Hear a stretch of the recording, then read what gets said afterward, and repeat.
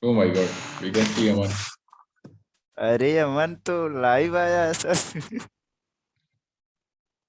Very nice. मिठाई भेज दो अमन वहीं से हमको। Who else is there?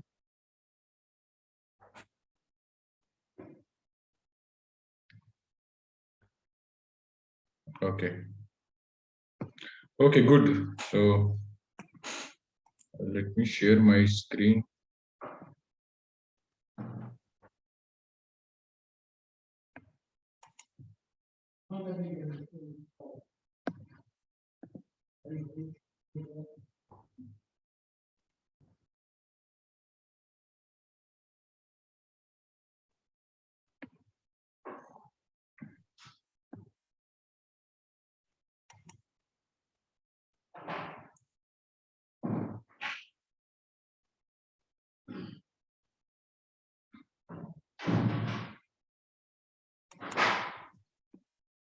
So let me know once you are able to see my screen. Yes sir. You are able to see my screen.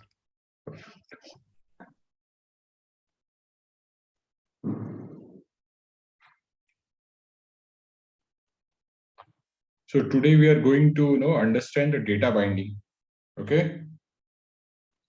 Am I audible? Yes sir. Okay. So today we are going to understand the data binding. So data binding is nothing but whatever you have written in your HTML and whatever you have written into your TS5, correct? Inside your component. So how you are going to bind your data, this we are going to understand. Okay, I'm not revising anything because everybody is not there, and I mean in next class I will give you the revision. Generally I revise and then I go ahead, but just to save the time, I will just start the working. Today we are going to understand how does Angular data bind work. And first of all, why we are going to understand this? Because we know that there is the HTML part of our component, okay, which we call the template, and then there is the @ component. There is a class of our code. Okay, so there we will declare all our properties which we want to bind, which we want to show to our HTML page. So these things we are going to understand, and why that is important. Why that is important? Because of we are going to understand the communication between two components. As we know that our Angular application is nothing but the combination of module and components. Since last two class we are talking about the components only, so we can create n number of components just to make our application modular, just to make our application single page application. And it also support to segregate our a piece of code, piece of JavaScript for a different purpose, correct? So rather than developing application in a legacy way where we'll have n number of files and all those haphazard codes, boilerplate code spreading everywhere, Angular has brought those smartness that whatever components you want to develop, develop that as a components, and you can separate their corresponding HTML and their corresponding JavaScript. Okay, and in your application there will be n number of components, so there are pretty much possibility that you want to communicate from one HTML to from one component to another component.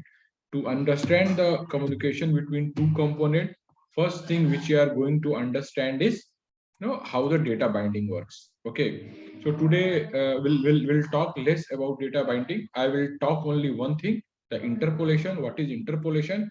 And then I will talk about the communication between. So this diagram I have created for you guys. It's not copy paste from anywhere. This is what I have created for you guys. And this slide also I'll share so that you can have all this as your note. So what we are going to understand is the communication between two components. Okay, so there are two way when the communication will happen. Okay, so first we need to understand what is the relation between these two components. Is there any relationship between two components? Okay, so now try to understand what is those relationship. And here if you will say that if there is a parent component and there is a child component. So first of all, how you will decide that what is parent component and what is child component. Okay, so it looks like whatever component is calling to another component using another component will become a child component. It's very simple to understand, but since you are listening this first time, you may get confused. But whenever one component is calling to another component, so the component which is being called is the child component, and the component which is calling is the parent component. Calling means who is having those component. Okay, so let me share my screen. First, understand what is the parent component and what is the child component. So this code I just written. So you know that we have created two components. So this is our main component provided by the Angular itself. Okay, is my screen visible? You are Excuse me, able sir. to see my Sorry, sir. Visual Studio? It's your screen is not visible, sir. Hello, sir. Okay, okay, one second. My screen is not visible. Okay, one second. Yes, sir. Yes, sir. It's not visible, sir. Thank you, Okay, sir. one second. Yes.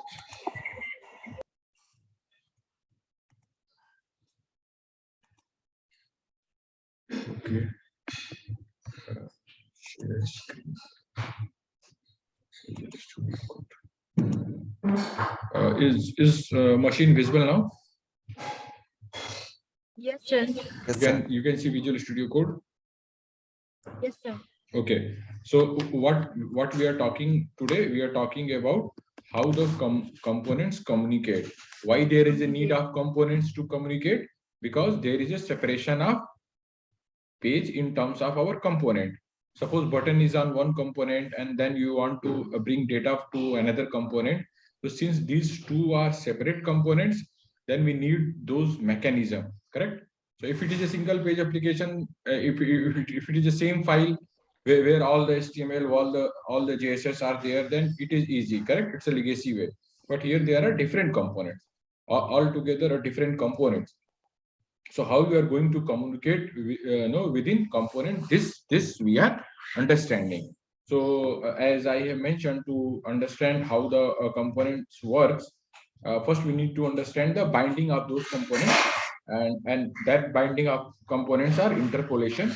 Okay, I'll tell you what is that interpolation. You just listen this name, interpolation, and before that you need to identify that which is my parent component, which is my child component. So you all have created this application so far. So this is your app dot component. Okay, so inside your app dot component, go to HTML, and you are using this. Okay, so you are calling the student component inside this, correct? So this is a different component, and app is a different component. And see here, if you'll go and see the selector. Okay, this way we all know this selector is something which we will use whenever we have to use this HTML. So whatever is inside this HTML, student info.html will start appearing inside app component. So far we are clear, in as per our last class. Okay, if any doubt you can ask here only, because later on it's going to a little complicated. So since it is using this component, okay, since it is using a different component, so whoever is using, so see, this component is being called inside this component, app component. So app component will be the parent component, and and whatever component is being called will become the child component. So is this clear, like how to identify the parent component and child component? Yes, sir. Okay. Yes, sir. So why it is important to understand that parent component and child component? Because Angular data transfer, data communication, is different when it is a parent component and when it is a child component. So if it is a child component, so if your child wants to communicate, okay, then it is little difficult. Okay, and when a parents wants to communicate, it is little easy. So so two important things. First you need to identify which one is parent component, which is your child component. This you can identify, correct? This is clear to you. So this is the parent component. I mean, app dot component is the parent component, another one is the child component. Yeah. So if that is clear, so now there are two different ways. So if child wants to communicate, it will communicate in a different way. If parents wants to communicate, it will communicate in a different way. So that's the second rule. Okay, so second rule you are also able to understand. Now we are going to understand how a child is going to communicate. Okay, so for that also let me again share a little theory part, and then we'll come to code. Is this screen visible? PPT is visible to you? No, sir. Okay. Yes, sir. Visible. Visible. PPT is visible. Hey, अमन को तो visible है यार. PPT. I'm talking about PPT. नहीं sir, PPT तो नहीं दिख रही है, विजुअल स्टूडियो कोड दिख रहा है. नहीं PPT दिखना चाहिए. यस सर, VS कोड दिख रहा है सर. नहीं VS कोड नहीं, PPT में दिखा रहा हूँ. अच्छा कोई बात नहीं. अगर पेरेंट कंपोनेंट चाइल्ड कंपोनेंट को कॉल करेगा तो उसमें एक डेकोरेटर यूज होता है @input. ये इंटरव्यू के लिए भी काफी इंपॉर्टेंट है कि @input डेकोरेटर क्या होता है. तो मैं आप लोग से वही बताने वाला हूँ कि @input डेकोरेटर को कैसे यूज करते हैं. फिर अगर हमारा चाइल्ड कम्युनिकेट करेगा पेरेंट्स को तो @output डेकोरेटर से यूज करता है. तो ये तीसरी चीज मैंने आप लोग को बताया. ये समझ में आ गया? एक एक चीज समझेंगे कि पहले पेरेंट और चाइल्ड को आइडेंटिफाई करना है. फिर दूसरा हमको ये पता करना है कि कम्युनिकेशन कौन डेटा भेजना चाहता है. Input data child control data भेजना चाहता है पेरेंट्स को, there is a different way. अगर पेरेंट कंट्रोल्स चाइल्ड को डेटा भेजना चाहता है, there is a different way. अगर पेरेंट चाइल्ड को डेटा भेजता है तो दैट इज इजी. लेकिन अगर चाइल्ड जो है पेरेंट्स को डेटा भेजेगा, थोड़ा सा वो डिफरेंट होता है. तो इसके दोनों वे होते हैं, अलग अलग होते हैं. तो जो और उसके लिए दो एनोटेशन यूज किया जाता है. @input यूज करते हैं अगर पेरेंट हमारा चाइल्ड को डेटा भेजना चाहता है. @output यूज करते हैं अगर चाइल्ड हमारा पेरेंट्स को डेटा भेजना चाहता है. इतना क्लियर हो गया? ये भी क्लियर हो गया? यस क्लियर है ना? इसको सुनना है बस दिमाग से. ये कॉन्सेप्ट है. These are the formulas you can say to understand. Correct ना? कि कौन डेटा भेजना चाहता है. अब मैंने क्या बताया दूसरी बात कि अगर पेरेंट चाइल्ड को डेटा भेजता है ना तो इट इज इजी मीन्स इसमें स्टेप्स कम होते हैं. लेकिन अगर चाइल्ड पेरेंट्स को डेटा भेजता है तो वहां पे चाइल्ड पेरेंट्स को डेटा डायरेक्ट नहीं भेज पाता, उसको इमिट करना पड़ता है. तो उसमें इमिटर का कॉन्सेप्ट आता है और वो सबसे ज्यादा मतलब इंपॉर्टेंट कॉन्सेप्ट है कि डेटा इमिटर कैसे यूज करते हैं. तो अल्टीमेटली जब ये आज क्लास हम खत्म करेंगे या फिर बीच में जब एक ब्रेक लेंगे तब तक आप लोग को इमिटर पता चल जाएगा. लेकिन अभी समझ में आ रहा है ना कि पेरेंट चाइल्ड क्या है, @input मैंने बताया, @output बताया. करेक्ट? इतना समझ में आ रहा है ना? ओके, हाँ, तो इतना ही समझना है, धीरे धीरे समझना है, कोई जल्दी नहीं है, क्योंकि ये काफी इंपॉर्टेंट कॉन्सेप्ट है. अगर आपको ये चीजें अगर आज समझ में आ गई तो आगे की क्लास आसान होगी, अदरवाइज फिर प्रॉब्लम होगा. तो अभी एक बार दोबारा शेयर कर रहा हूँ. ये दिख रहा है, ये पेरेंट कंपोनेंट मैंने बोला, ये पेरेंट कंपोनेंट है, ये चाइल्ड कंपोनेंट है. ठीक है? जब पेरेंट चाइल्ड को डेटा भेजेगा तो @input का यूज होता है, और जब चाइल्ड पेरेंट को भेजेगा तो @output का यूज होता है. जब चाइल्ड पेरेंट को भेजता है तो इसमें इवेंट इमिटर का और इमिट का कॉन्सेप्ट आता है, वो मैं बताऊंगा. पहले आप ये समझिए कि पेरेंट चाइल्ड को कैसे डेटा भेजेगा. करेक्ट? ठीक है?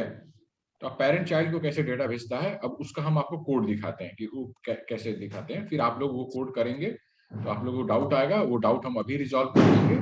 तो आप लोग हमको अपनी स्क्रीन शेयर करके दिखाएंगे. Share screen. If anyone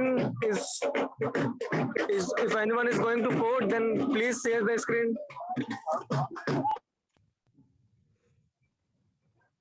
नहीं, अब अभी मैंने कोड इसीलिए पहले से लिख के रखा है ताकि टाइम सेव होगा. फिर आप लोग करिएगा. Let me share the screen. Okay, तो अभी हम क्या देखना चाहते हैं कि पेरेंट चाइल्ड को कैसे डेटा भेजेगा. अच्छा, पेरेंट चाइल्ड को कैसे डेटा भेजना चाहता है, पहले पेरेंट वाली स्क्रीन पे हम लोग आ जाते हैं. तो डेटा हम कहाँ पे लिखते हैं इन एंगुलर. डेटा जो भी हमारा क्लास फाइल में लिखेंगे. करेक्ट? तो क्लास फाइल को कैसे चेक करते हैं, क्लास फाइल कहाँ पे होगी, जो भी .ts एक्सटेंशन होगा वहां पे हमारी क्लास फाइल होती है. करेक्ट? ये हमको पता है. अब हम क्या चाहते हैं कि अपने एप्लीकेशन में हमको कोई एक डेटा भेजना है. ठीक है? और अभी डेटा हम सारा हार्ड कोड करेंगे, अभी हमारा डेटा डेटाबेस से नहीं आ रहा है. बट अल्टीमेट गोल क्या होगा कि डेटा हमारा डेटाबेस से आएगा, मींस हमारे API से आएगा, मींस हमारा जो एप्लीकेशन हम लोगों ने स्प्रिंग बूट का बना रखा है वहां से आएगा. बट वो समझने के लिए अभी इन सब चीजों को समझना जरूरी है, करेक्ट। तो ये कोड हम लोगों को सबको पूरा अच्छे से समझ में आता है, करेक्ट।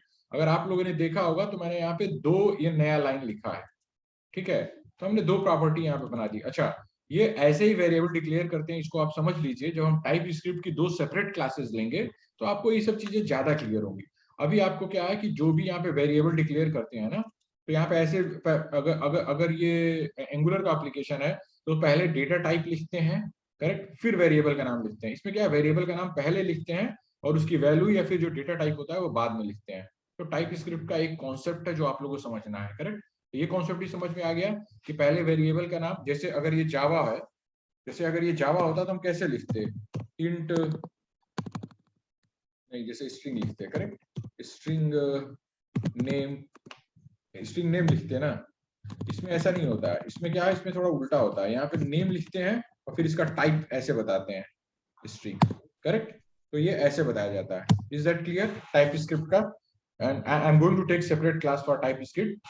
फॉर नाउ आप इसको ऐसे समझ लीजिए,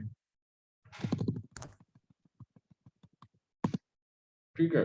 तो हम क्या कर रहे हैं, हम एक बैनर की बात कर रहे हैं। हमने एक बैनर वेरिएबल डिक्लेयर कर दिया है, यहाँ पे बैनर डिक्लेयर किया है, बैनर, और हमने इसका कुछ नाम रख दिया, ठीक है।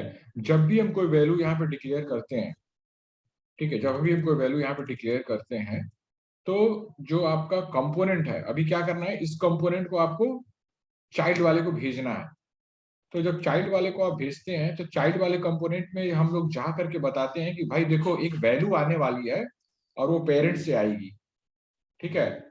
और उसका कुछ काम अभी यहाँ पे भी रह जाता है। यहाँ पे पहला इसका काम क्या रहता है कि ये आप जब HTML पे जाओगे तो आप चाइल्ड, आप यहाँ पे डेटा भेजना चाहते हो, ये छोड़ दो, अभी अभी वो नहीं समझना है, वो दूसरे कॉन्सेप्ट के लिए मैं अभी कोड लिख रहा था, उसको छोड़ दीजिए। आप इसको देखिए, ये देखो हम क्या बोल रहे हैं कि भाई हम यहाँ से बैनर भेज रहे हैं और ये पेरेंट डेटा नाम लिए, इसका नाम हम कुछ भी लिख सकते हैं, सैलेज भी ले सकते हैं, ठीक है। और ये कंपोनेंट कौन सा है, ये चाइल्ड कंपोनेंट है, करेक्ट। तो हम पेरेंट से क्या बोल रहे हैं, ये चाइल्ड वाला जो हमारा ऐप स्टूडेंट इन्फो कंपोनेंट है उसमें इस डेटा को भेज रहे हैं, करेक्ट। और इस डेटा को हमने कहाँ पे पीछे डिक्लेयर कर दिया है, करेक्ट। इस बैनर को हम लोग ने डिक्लेयर किया है, क्लियर है ना। और यहाँ पे इसका एक कोई भी नाम दे देते हैं, करेक्ट। यस नो, कुछ बोलिए आप लोग। Yes sir. हाँ, अभी अभी बस सुनते जाइए, अभी लास्ट में आप लोगों को सब समझ में आ जाएगा, अभी सुनते रहिए ध्यान से। Okay sir. हाँ, तो यहाँ पे हमने क्या किया, एक बैनर डिक्लेयर किया है। जो भी हमने डिक्लेयर किया है वो हमको चाइल्ड को पास करना है। तो चाइल्ड को कैसे पास करेंगे, चाइल्ड कहाँ पता है भाई, इसी को कंपोनेंट को तो पता है कि चाइल्ड को ये जाना है, यहाँ पे जो भी लिखेंगे वो चाइल्ड को मिलेगा, करेक्ट। ये चाइल्ड का, ये चाइल्ड है हमारा स्टूडेंट इन्फो। तो हमने क्या किया, उसको बैनर पास कर दिया। और जब बैनर पास किया ना तो यहाँ पे एंगुलर ब्रैकेट में ये लिखते हैं। अच्छा, अभी एंगुलर ब्रैकेट में हमने जो लिखा है, तो मैंने अभी आपको एक कॉन्सेप्ट नहीं बताया, वो कॉन्सेप्ट बताऊंगा। जो मैंने अभी बाइंडिंग, जिससे मैंने शुरुआत की थी बाइंडिंग की, तो बाइंडिंग की मैंने क्या शुरुआत की थी कि अब इसको देखो, एक प्रॉपर्टी बाइंड होता है और एक इवेंट बाइंडिंग होता है। 2 तरीके की बाइंडिंग आप समझिए, प्रॉपर्टी बाइंडिंग और इवेंट बाइंडिंग। तो ये क्या है ना, हम प्रॉपर्टी को बाइंड कर रहे हैं, ठीक है। तो इसलिए इसको हम प्रॉपर्टी बोलते हैं। अगर कोई बटन क्लिक वगैरह या फिर कुछ और करेंगे तो उसको इवेंट बाइंडिंग बोलेंगे। और इसको ऐसे डिक्लेयर करते हैं, इसको ऐसे डिक्लेयर करते हैं, और इसको ऐसे डिक्लेयर करते हैं। तो मैं डिटेल में आप लोग से बात करूंगा प्रॉपर्टी बाइंडिंग की, इवेंट बाइंडिंग की और इंटरपोलेशन की। बट वो इतना कुछ एक ही दिन सारा कवर नहीं हो पाएगा, और मुझे आज आप लोगों को इवेंट इमीटर बताना था, इसलिए मैं उसको थोड़ा सा छोड़ रहा हूँ। But I will cover that also. अब आप इतना समझिए कि 2 बाइंडिंग के तरीके होते हैं, प्रॉपर्टी बाइंडिंग और इवेंट बाइंडिंग, ठीक है। मैंने बाइंडिंग से शुरुआत की थी क्लास की, बाइंडिंग पे भी और हम डिटेल में आप लोग से बात करेंगे। तो हमने क्या किया, एक प्रॉपर्टी बाइंड कर दी, ठीक है। अब जब आपने यहाँ पे इसको बाइंड कर दिया है पेरेंट डेटा से, तो जो आपका चाइल्ड क्लास है उस चाइल्ड क्लास को जा करके बताना पड़ता है। चाइल्ड क्लास को क्या बताना होगा कि भाई देखो एक डेटा आने वाला है, वो पेरेंट से आएगा। तो आप यहाँ के TS में चले जाओगे और एक एक डिक्लेयर कर दोगे। क्या करोगे, ये एक डिक्लेयर कर दोगे। अच्छा, आप जो भी डिक्लेयर करेंगे सब पब्लिक करेंगे, पब्लिक नहीं करेंगे तो भी चलेगा, बट फिलहाल के लिए भी आप इसको पब्लिक करते जाइए। एक वेरिएबल डिक्लेयर कर दोगे पेरेंट डेटा, और ये नाम वही दोगे। और यहाँ पे हमने ए नहीं दे दिया, मतलब किसी भी टाइप का है ये। और हमने बोल दिया है कि ये जो है डेटा ना हमारा आएगा, कहाँ से आएगा, पेरेंट से आएगा। तो हमने इसको @ इनपुट देते हैं, ठीक है, तो इसको हम @input दे करके बताएंगे कि भाई ये डेटा हमारा पेरेंट से आने वाला है। तो ये क्लियर हो गया, और ये वैल्यू, ये प्रॉपर्टी वही है जो हमने पेरेंट में डिक्लेयर किया है। अच्छा, अगर आप चाहते हो कि इसका नाम चेंज कर, तो इसका नाम आप चेंज कर सकते हो, बट यहाँ पे एग्जैक्ट नाम देना पड़ेगा। तो अभी बहुत सिंपल रखते हैं, अब अभी कुछ कॉम्प्लिकेट नहीं करते हैं। तो ये क्लियर हो गया आप लोग को? Yes sir. ये बहुत बहुत सिंपल है, बस एक स्टेप है, अभी आप लोग खुद से करेंगे ना तो क्लियर हो जाएगा। तो अब आपने यहाँ पे बाइंड कर दिया है ना पेरेंट डेटा, और मैंने आप लोगों को एक और कॉन्सेप्ट बताया था इंटरपोलेशन का। तो अब जब डेटा, पेरेंट डेटा यहाँ पे इसको मिल गया है ना बैनर के अंदर, तो अब इस वाले पेरेंट डेटा को आप कहीं पे भी इसमें यूज कर सकते हैं। ठीक है, अब इसको यूज करने के लिए क्या है कि या तो आप डायरेक्ट यहीं पे यूज कर लीजिए टेम्पलेट में, लेकिन हमने थोड़ा टेम्पलेट यूआरएल लिया है, तो टेम्पलेट यूआरएल के अंदर चलेंगे और देखेंगे कि इनको component.html में क्या है। तो इसके अंदर जब हम आते हैं ना, तो इसको इंटरपोलेशन बोलते हैं। ये हम जब बाइंडिंग बताएंगे तो सब डिटेल में बताएंगे, इसको हम लोग इंटरपोलेशन बोलते हैं, करेक्ट। इस वाले दो ब्रैकेट के अंदर जो भी आपकी प्रॉपर्टीज की वैल्यू होगी, वो वैल्यू यहाँ पे बाइंड होकर के हमको दिखने लगती है। ठीक है, तो इसको डबल करली ब्रेसेस के अंदर लिखते हैं, और ये इंटरपोलेशन का कॉन्सेप्ट है। तो इंटरपोलेशन के थ्रू वो डेटा यहाँ पे हमको दिखने लगता है। ये क्लियर है? ये भी क्लियर है हम लोग को? हेलो। Yes sir. तो अगर ये क्लियर है ना, तो हमारा पेरेंट Yes, से sir. चाइल्ड, तो अगर इतना क्लियर है आप लोग को, तो हमारा पेरेंट से चाइल्ड का बाइंडिंग हो गया। अब क्या करते हैं, अगर हमको रन करना है तो हम रन कैसे करेंगे? हम अपने उस पे जाएंगे,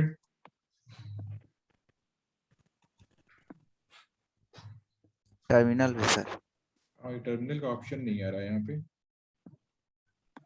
सर वहां से आएगा न्यू टर्मिनल। नहीं आ रहा है, हाँ sorry, terminal. Okay, I think ये पहले से चल रहा है ना, तो कुछ एरर है। Let me kill this terminal.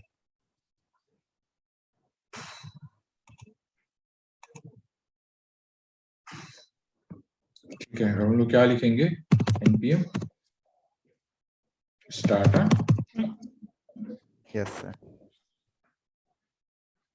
Automatic ng serve open will start working, all we all know this, correct? Yes. अब ये ब्राउजर में ओपन होगा। 2 minute.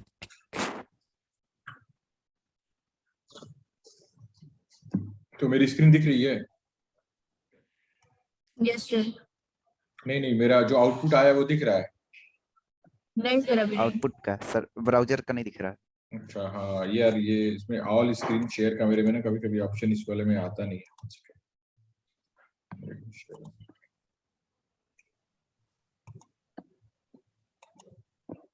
So is this screen visible? Yes, sir. Yes तो ये sir. आ गया ना, banner AR mentorship programme, correct. हमने यही लिखा था ना। अब ये कहाँ पे आने लगा? Child Yes. वाले कंपोनेंट के अंदर आने लगा, करेक्ट ना, पेरेंट में। अच्छा, अभी ये डिस्कनेक्ट होगा, तो डिस्कनेक्ट होगा तो उसके 2 मिनट बाद मैं कनेक्ट करूंगा। ठीक है, तो ये कॉन्सेप्ट समझ में आ गया ना कि पेरेंट से चाइल्ड में कैसे बाइंड होता है। मैं अभी दोबारा एक बार बताऊंगा। Yes sir. नहीं, आवाज उतनी बुलंद नहीं आ रही है। सर ये जहाँ हम लोग H1 के अंदर हम लोग जहाँ लगाए डायरेक्ट बैनर कर दें तो नहीं आएगा क्या? नहीं नहीं नहीं आएगा ना, वही सब तो पंगा है। वो पेरेंट से नहीं आएगा, फिर वो वैल्यू पेरेंट से नहीं आएगी, वो जो वैल्यू आएगी वहां की आएगी। यही सब तो आप लोगों को करके देखना है। मुझे पता है ये थोड़ा कंफ्यूजन होगा इस सब में, तो बस इतना ही कंफ्यूजन होगा।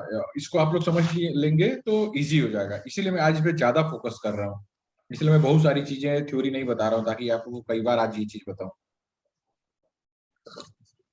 अभी आप लोग मेरे पूरी बात सुने ना, अगर कुछ भी नहीं समझ में आया तो कोई प्रॉब्लम नहीं है, मैं दोबारा समझाता हूँ।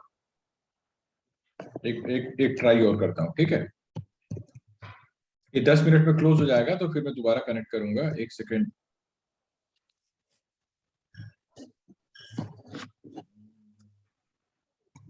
स्टॉप शेयरिंग, दोबारा शेयर करता हूँ।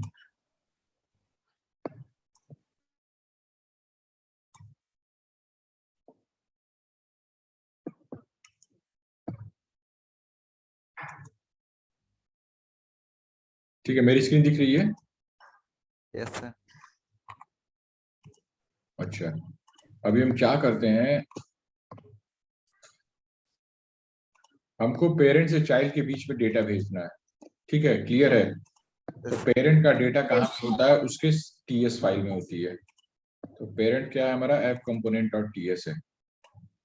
तो यहाँ से हमको एक डेटा भेजना है, ठीक है। तो हमने एक डेटा क्या है, अभी हमारा डेटा हार्ड कोडेड है, बाद में ये डेटा डेटाबेस से आएगा। तो हमने एक डेटा सर कैसे यहाँ से डिक्लेयर, पब्लिक हटा दे तो पब्लिक हटा दे तो भी बस। चलेगा, बट अभी आप लोग बाय डिफॉल्ट सब कुछ पब्लिक दीजिए, चलेगा, ठीक है। Okay sir. अभी आपको अभी अभी हैप्पी पाथ देखना है कि और क्या कर सकते हैं क्या नहीं कर सकते हैं, बहुत सारे वेरिएशन करेंगे। अभी अभी अभी भी चलेगा, लेकिन ये एक केस में नहीं चलेगा। सर तो ये अभी डेटा टाइप डिफाइन होगा सर, ये कि स्ट्रिंग है सर। हाँ हाँ, ये ऑटोमेटिक इसको समझ लेगा कि ये स्ट्रिंग है, अदरवाइज हमको एनी देना पड़ता है या फिर नंबर देना पड़ता है, डेटा टाइप बताना पड़ता है। और हर हर एंगुलर के वर्जन में ना अलग अलग चीजें हैं। तो अभी आप यहाँ पे समझिए कि अगर कोई डेटा नहीं देखना है तो आप उसको एनी दे दीजिएगा, जैसे अभी मैंने पेरेंट में दिखाया था। तो अभी आपको ना ये वाला चीज भेजना है, किसको भेजना है, चाइल्ड वाले कंपोनेंट पे। देखो चाइल्ड पे तो कहीं पे भी ये लिखा नहीं हुआ है, लेकिन चाइल्ड वाले में यस कैसे जाएगा। अच्छा कैसे जाएगा, तो भाई एक वेरिएबल यहाँ डिक्लेयर कर लो। तो हमने एक बैनर नाम का एक वेरिएबल डिक्लेयर कर लिया। अब ये जो कंपोनेंट डॉट एचटीएमएल है, यहाँ पे जाएंगे और यहीं से हमने चाइल्ड को कॉल किया है। तो हम बता देंगे कि भाई हम एक डेटा यहाँ पे भेज रहे हैं, ठीक है, एक बैनर भेज रहे हैं यहाँ पे। और उसका हमने नाम क्या रख दिया है, पेरेंट डेटा। हमने क्या बोल दिया कि पेरेंट डेटा है, और यहाँ पे क्या कर रहे हैं, इसकी प्रॉपर्टी बाइंडिंग कर रहे हैं, ठीक है ना। प्रॉपर्टी बाइंडिंग में क्या लिख रहे हैं, पेरेंट डेटा, ठीक है। हेलो, सर यहाँ पे इवेंट यस बाइंडिंग सर। नहीं कर सकते हैं?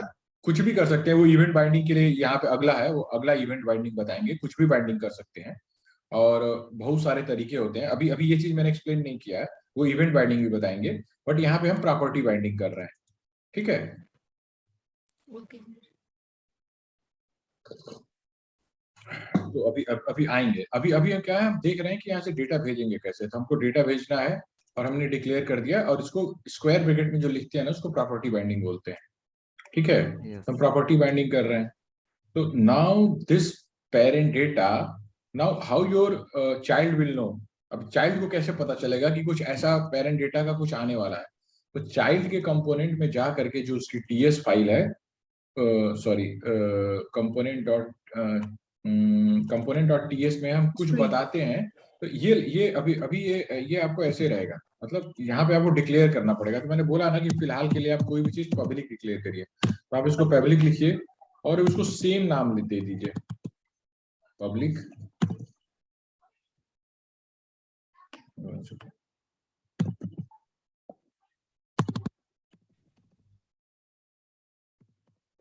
पेरेंट डेटा, और इसको आप बता दीजिए कि क्या है, एनी है।